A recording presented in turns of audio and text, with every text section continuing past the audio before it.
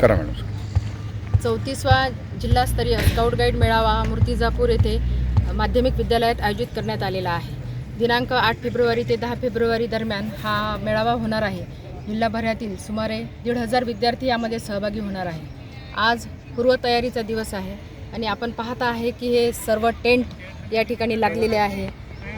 गाडी आलेली आहे. सर्व विद्यार्थी या ठिकाणी काम करत आहेत. आमचे सर्व कर्मचारी, सर्व शिक्षक बंधू भगिनी, ब्लॉक लीडर, मास्टर्स सगळे आमचे कामात आहेत आणि आमची तयारी आता पूर्ण झालेली आहे.